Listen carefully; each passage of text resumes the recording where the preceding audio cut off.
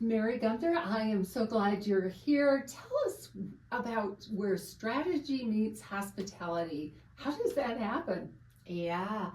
So I talk to a lot of potential clients about marketing services all the time.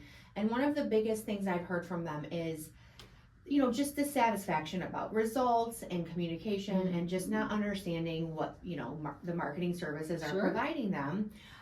So I am just a big believer in really good customer service and providing hospitality. And when I started the Social GCO, that was just always going to be a part of how I ran the business. But what I found was people were saying, like, we feel like we don't get that. And so one of my goals is just to have great relationships with our clients and communication and really run my marketing agency and be a true partner with our clients, so they feel very supported and we're a strategic partner. So that's kind of how I approach business, but also it does translate to what we do, the work we do, providing social media services. I do think building community and having your audience feel the hospitality and feel that connection is possible and is important in today's social media landscape.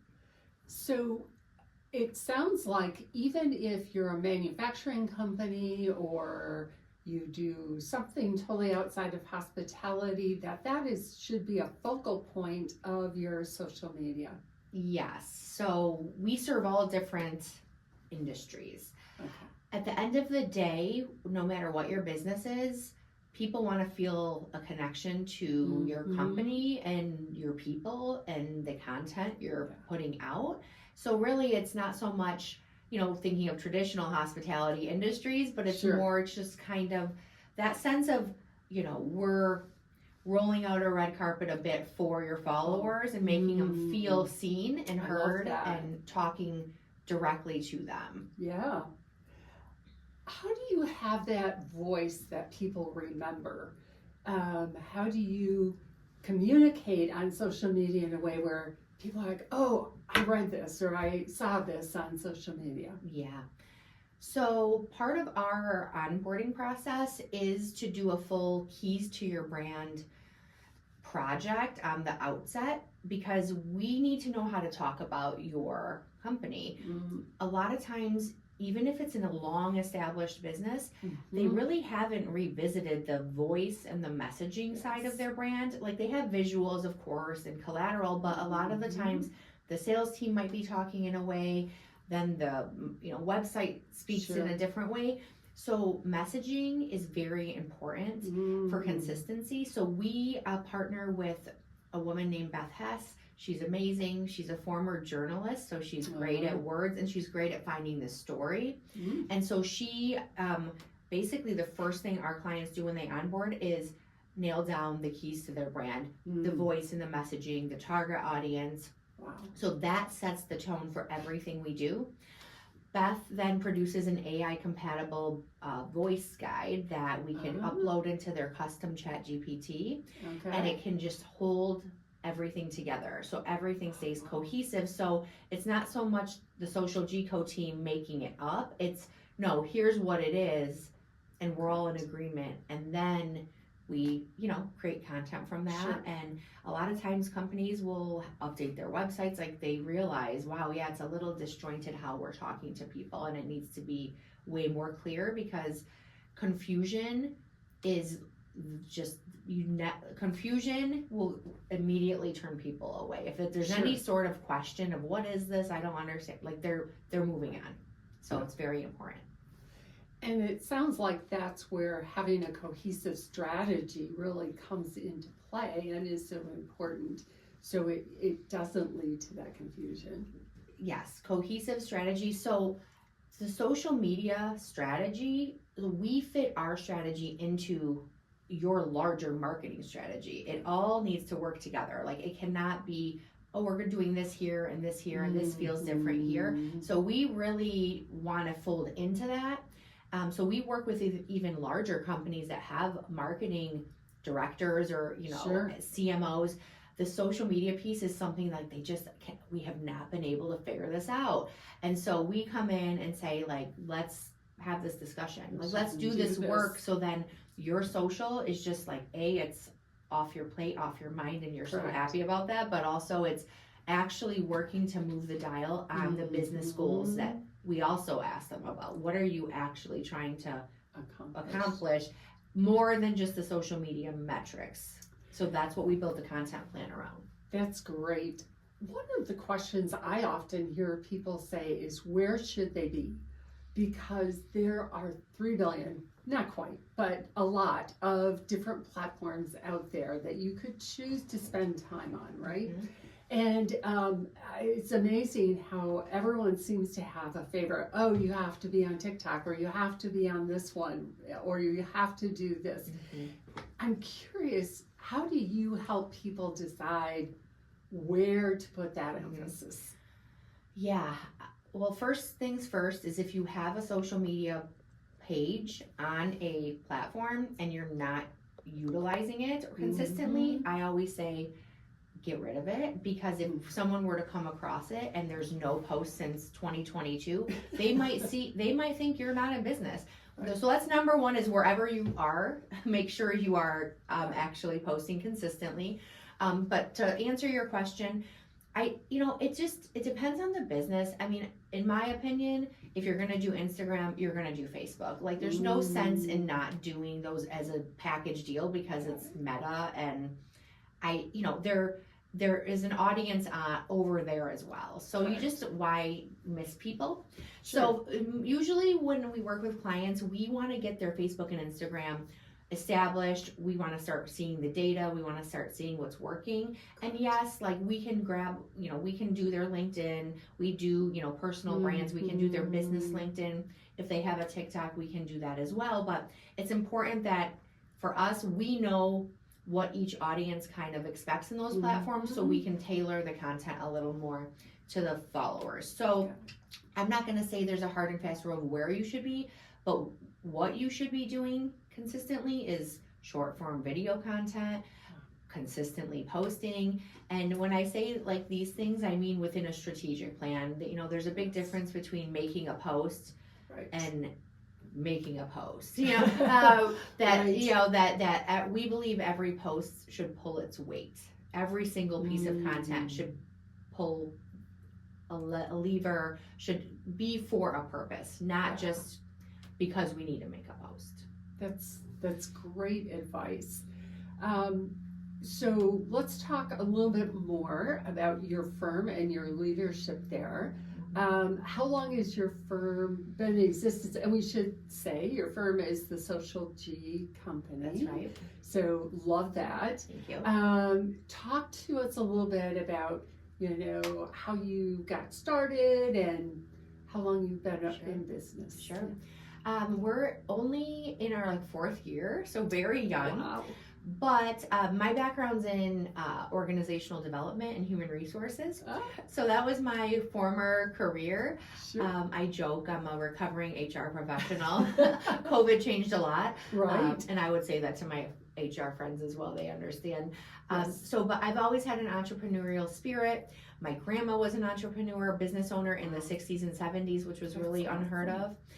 So I grew up with the stories of her business success. I have uncles who are business owners. So I did always have a pull to want to have my own business. I always thought it would be in human resource consulting.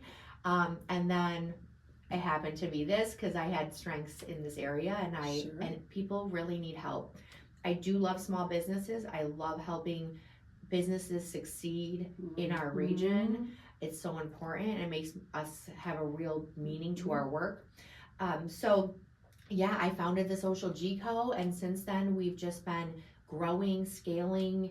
But I'm a relationship-based person. I'm fine. A company needs to be ready to work with us. And if they're not in a space where they, because it takes work and collaboration. So I'm just all about, I want people to know what we do. I want to continue to educate about social media and what I believe how it should be done, and what people want from that. So it's been a ride, but it's been amazing, and we're not by any means done yet, and right now I feel like we're in a new chapter.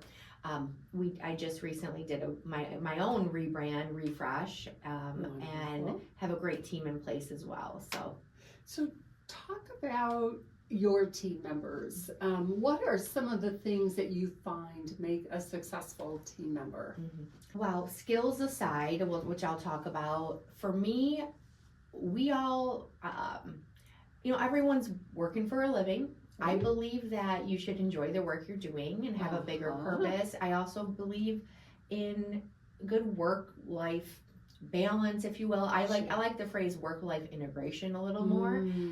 That was a big reason why I started my business. Is I had a 2-year-old and a newborn, and I really wanted to be available to them. So for my team, they're just solid people. They're reliable. They have a lot of care for what they do. So those are important to me. But then skills-wise, what's different about the Social G-Co and how we operate is my team members are account managers, but they're the one point person for clients.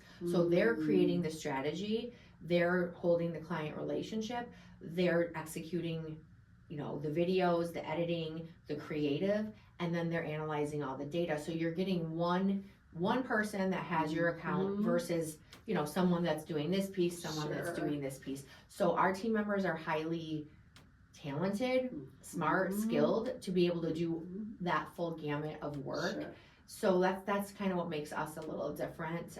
But I think that's what also makes us good at what we do, is that the client, they have their person and there's no question there. They know who to go to, and that makes my life easier because I know who's responsible for results as well. Absolutely. As an entrepreneur, what is one piece of advice you might give to other entrepreneurs who are starting that journey? My one piece of advice is, when I started my company, I looked at this as, this is what I'm going to do for the next 10 years, period.